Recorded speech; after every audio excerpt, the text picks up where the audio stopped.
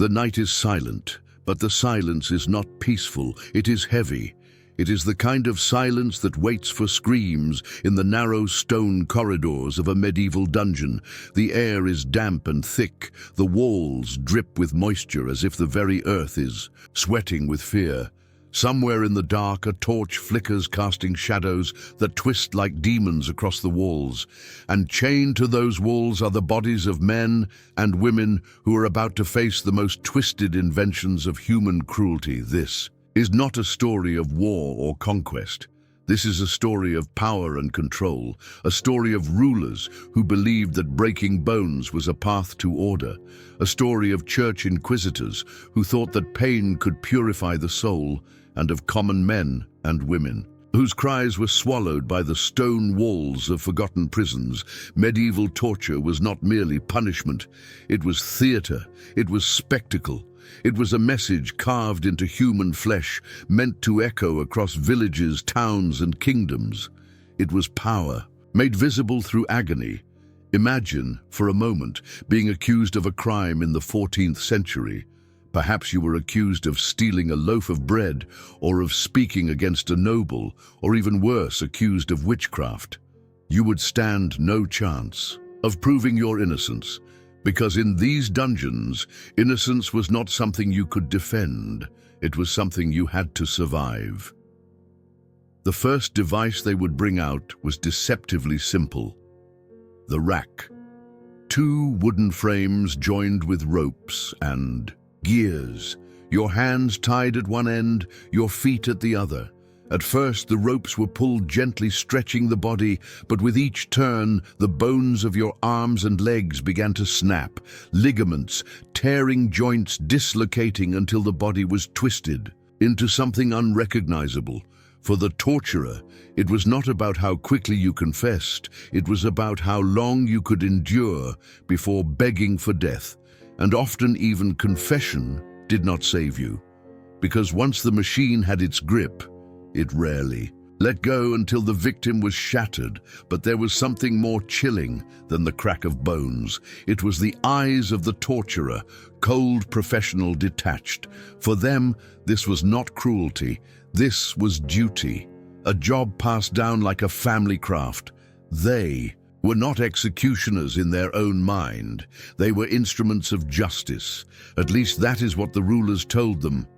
One of the most feared devices was known as the Iron Maiden, a coffin-like structure of metal spikes on the inside. Victims would be forced inside the narrow chamber. The door would close and the spikes would pierce their flesh, not enough to kill instantly, but enough to bleed them slowly, enough to let pain become a religion of its own. Some historians argue the Iron Maiden was exaggerated later by storytellers. Yet in medieval chronicles, there are chilling records of bodies found with puncture wounds consistent with such devices. Even if the legend was born of imagination, it reveals a truth about the era. That cruelty itself became an art, and then there was the pear of anguish, a device shaped like a metal fruit inserted into the mouth or other orifices. A screw mechanism expanded the leaves of the pear, tearing flesh from within. It was silent cruelty, the screams, muffled by the very instrument that caused them. It was used on thieves, on women accused of adultery, and on those condemned of blasphemy, a punishment not only of the body, but of humiliation, stripping dignity in the most horrific way. Yet, perhaps, the most disturbing element was not the devices themselves. It was the reason they existed, because behind each scream there was always politics. Behind every broken bone there was power. Rulers used torture not simply to punish but to silence, to remind the poor, the powerless and the accused that their lives belonged to the throne. Or the church inquisitors perfected these methods during the great witch hunts and heresy trials. Men and women were dragged from their homes accused of dancing, with the devil accused of whispering forbidden prayers. Accused of nothing more than being different, they were stretched on racks, their skin burned with irons, their limbs crushed in devices designed to mimic the jaws of beasts. And in the end, when Their bodies could take no more. They confessed, not because they were guilty, but because the human body will always bend to agony. There are chronicles from Germany in the 16th century describing how entire villages were stripped of women accused of witchcraft. Mothers, daughters, widows all pressed into confession through the same dark ritual of pain. The village square would gather to watch their sentencing. Children would stand beside their parents as the broken women were paraded before. The crowd, the message was clear. Obey or you too will know the taste of iron. But not all tortures were hidden in dungeons. Some were designed for daylight, for spectacle. Take the breaking wheel, a massive wooden wheel where the condemned was tied.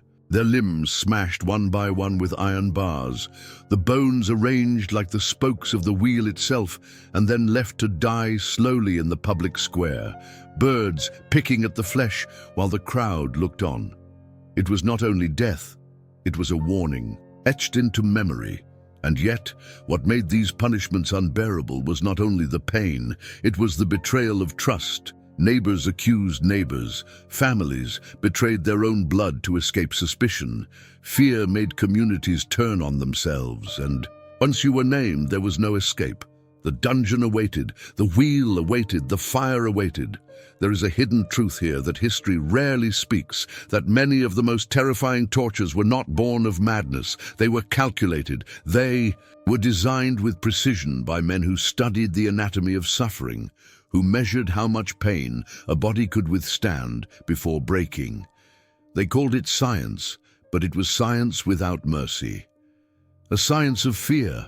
One chronicler of the Inquisition in Spain wrote that torture was not to kill, but to test the soul, to squeeze out the truth. But what truth could ever be trusted from a man with bones shattered, from a woman whose screams filled the night? What truth survives when the only way to escape agony is to confess to lies? The truth is this: these devices did not uncover guilt, they created it. And in doing so, they created a legacy of silence that haunted Europe for centuries. Even kings began to fear their own machinery of pain, because what was used against peasants could one day be used against nobles, and what was designed for heretics could one day find its way into the palace halls. It is said that in the later Middle Ages, whispers spread among rulers themselves that such devices were too dangerous, too monstrous to keep alive, and slowly some of the most twisted instruments were outlawed forever. Yet outlawed does not mean forgotten.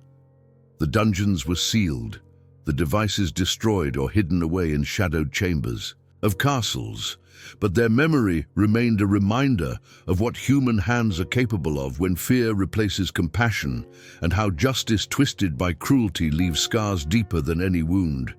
This is only the beginning of the story, because the darkest devices were yet to come, and the psychological games played in those chambers were often worse than the iron itself.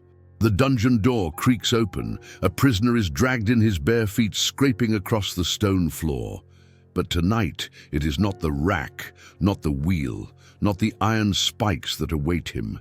Tonight it is something more insidious, a torture without fire, without steel, a torture of the mind. The prisoner is told that his family has been captured, that unless he confesses, his wife and children will suffer. Sometimes it was a lie, sometimes it was true, but either way, the terror carved deeper than any blade, because in medieval torture chambers, pain was not just physical, it was psychological. It was the fear that broke men before the first strike ever fell. There was a device known as the Judas cradle, a pyramid-shaped seat of wood. The victim was lowered onto its sharp tip, the entire body weight pressing down into flesh. It was slow, deliberate humiliation. Days could pass before the body gave way. Infection would spread, agony would build, and all the while the prisoner was mocked, cursed, and spat upon their suffering became a theatre of control. Another torment came from the chair of nails, an iron seat covered in spikes heated by fire beneath. When the victim was strapped in, their flesh burned, their skin punctured. But what was worse was the ritual, because sometimes the condemned were forced to sit there for hours before the flames were lit, staring at the nails beneath them, imagining what would happen, living their death before it began. Some punishments were made for silence. The brank, or scold's bridle. A metal mask locked onto the head with an iron bit forced into the mouth. It crushed the tongue and tore at the flesh. It was used mostly on women accused of gossiping or disobedience. It was not only pain, it was degradation. It was society declaring that your voice itself was a crime. The image of women paraded through towns, muzzled by iron, remains one of the most haunting reflections of power, twisted into cruelty. And then there was water. Simple, ordinary water turned into a weapon. Prisoners were strapped down while water was poured endlessly into their throats. The body convulsed. The stomach swelled. The sensation of drowning tore at the lungs. The terror was not death, but the feeling of dying again and again. Centuries later, this same method would return in different names in different wars, proving that shadows of medieval cruelty never truly vanished. What made these tortures endure for so long was not only fear, but belief. Belief that pain could reveal truth, belief that suffering could cleanse sins, belief that breaking one body could protect a kingdom. It was a faith in cruelty disguised as justice, and millions of lives paid the price. But in the silence of those dungeons, something else lingered. Whispers of doubt. There were priests who trembled at the cries echoing through the night. There were guards who turned their faces away, unable to watch. There were even kings who began to question whether ruling through terror only planted seeds of rebellion. And slowly, very slowly, the tide began to turn. By the late Middle Ages, new voices emerged. Philosophers who argued that justice built on agony was no justice at all. Reformers who called the devices barbaric relics of darkness. Even rulers began to realize that the spectacle of torture was turning crowds not into obedient subjects, but into haunted witnesses. The cruelty was backfiring. The power it was meant to preserve was beginning to crack. Some of the most grotesque instruments were ordered, destroyed. Iron Maidens dismantled. Judas cradles burned, wheels broken into splinters. Not because rulers found mercy, but because they feared the memory of these horrors would turn people against them. Yet the memory did not fade. It lived on in whispers, in folk tales, in the dark corners of museums where rusted remnants still stand. When you look at these devices today behind glass, you might feel distance. You might feel as though this was another world, another age. But the truth is more chilling, because the logic of torture did not die in the Middle Ages. It only changed its form. Even in the modern world, governments have used pain and fear as weapons. Even in our own time, prisons have echoed with cries hidden from public ears. The line between justice and cruelty remains fragile, and the lessons of the past remind us how easily fear can blind men into believing that cruelty is necessary. Perhaps that is the most haunting truth of all, that the medieval world outlawed these tortures not because they found humanity, but because the instruments themselves became too dangerous, too symbolic of oppression. And yet humanity still struggles with the same temptation today. So as the torchlight fades in that medieval dungeon, and the screams are swallowed by stone, we are left with one question: what separates us from them? What guarantees that fear will not again justify cruelty? And if history has shown us anything, it is that the line is thinner than we want to believe. Thank you for walking through this dark chapter of history with me. If this story has moved you, if it has made you think or even shiver, I invite you to stay with this journey into the past.